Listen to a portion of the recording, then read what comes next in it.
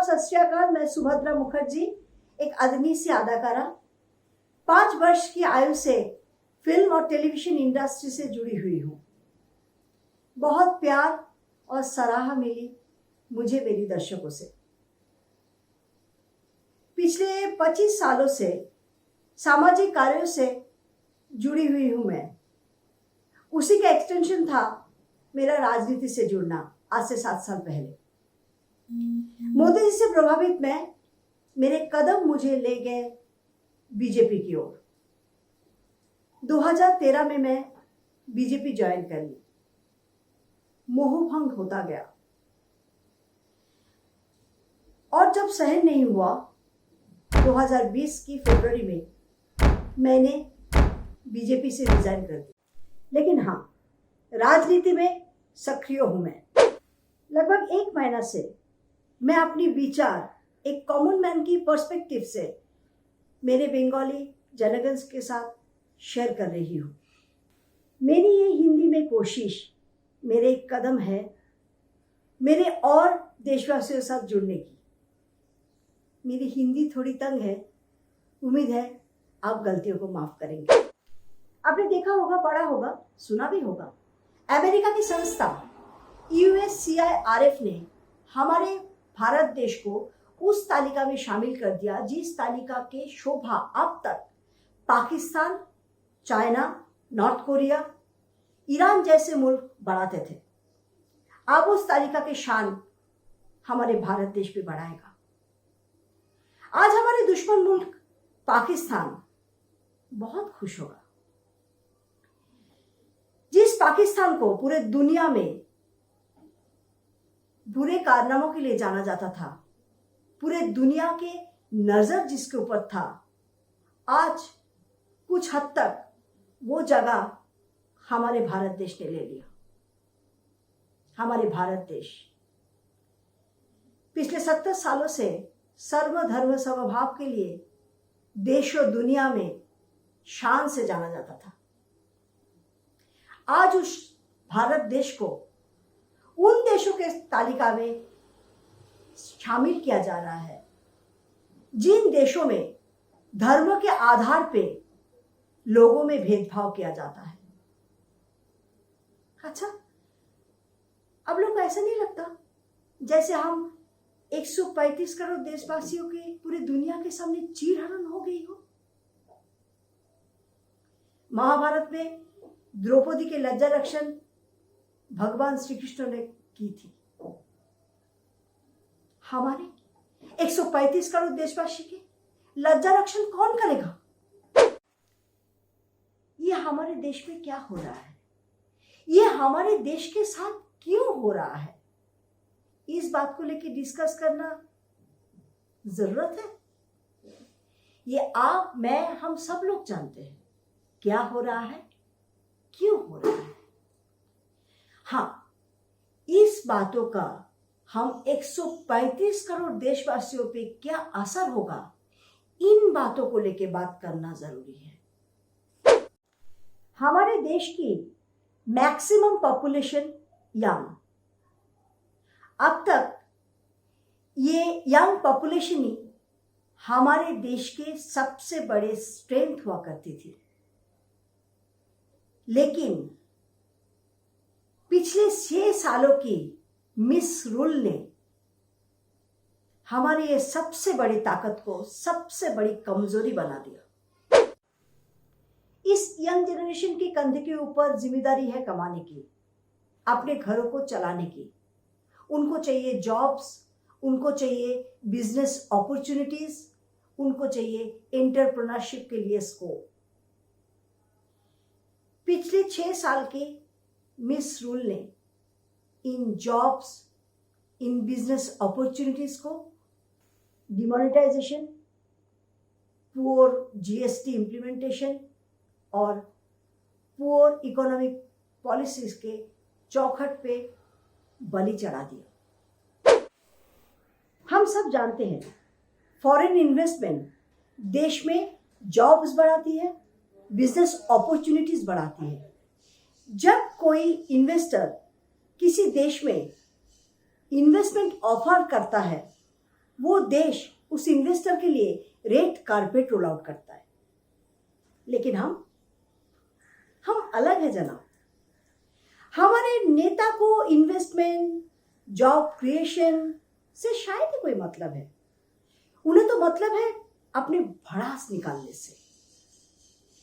Amazon CEO Jeff Bezos के investment offer को हमारे मिनिस्टर पीयूष गोयल ने किस तरह से रेस्पॉन्ड किया था, आपको याद है ना?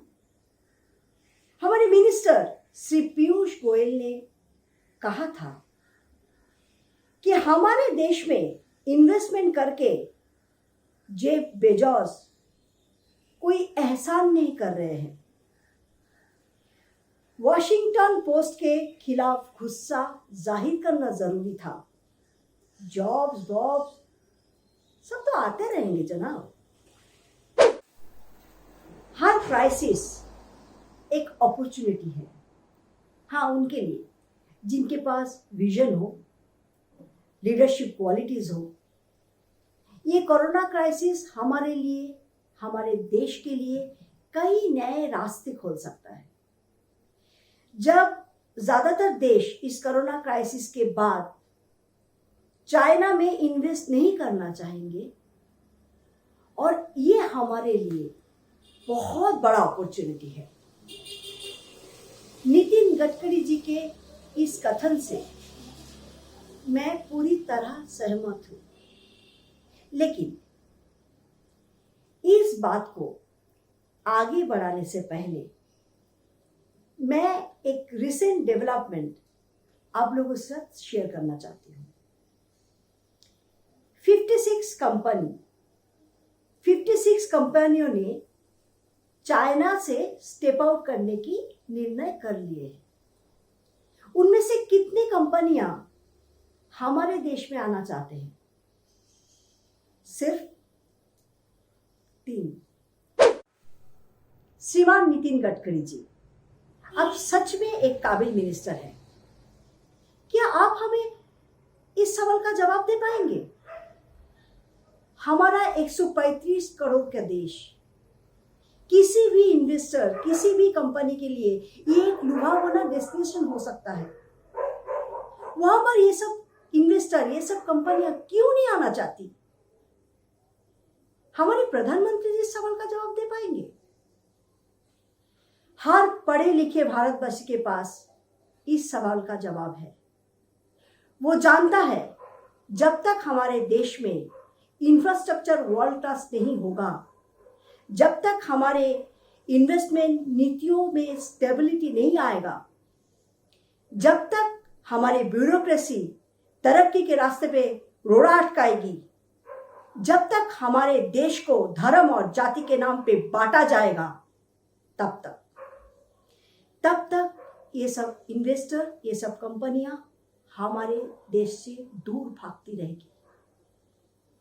मेक इन इंडिया ये एक स्लोगन बन के रह जाएगा, जैसे पिछले 6 सालों से स्लोगन बन के रह गया है। याद है ना आप लोगों को वोडाफोन के साथ क्या हुआ? मैं आपसे एक सवाल करना चाहती हूं। अगर आप एक इन्वेस्टर हो,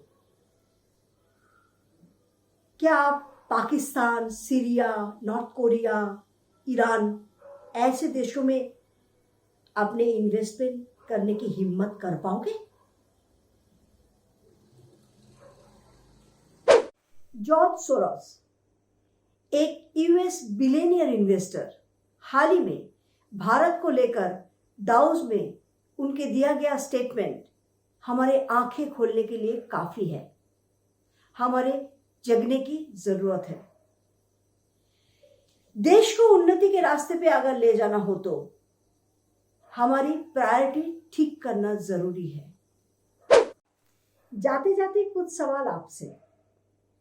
यही सब सवाल मैं मेरी बंगाली साथियों के साथ शेयर किया, आप लोगों के साथ भी शेयर करना चाहती हूँ। मोदी जी की फ्लैगशिप उज्ज्वला योजना। मोदी जी पूरे भारतवासी के सामने आवेदन किया, जो अफोर्ड कर सकते हैं वो अपने कुकिंग गैस की सब्सिडी छोड़ दे, गरीबों के काम पे आएगा। मोदी जी की बातें सुन के ज्यादातर लोग कुकिंग गैस की सब्सिडी छोड़ दी। गरीबों के घर उज्ज्वला योजना पहुंच गया। इतना तक तो सब कुछ दिल छूने वाला। सवाल शुरू होते हैं इसके बाद। गांव का गरीब दिन भर मेहनत करता है, तब जाके 2 वक्त की रोटी उसको नसीब होती है। कहां से लाएगा कुकिंग गैस के रिफिल के पैसा?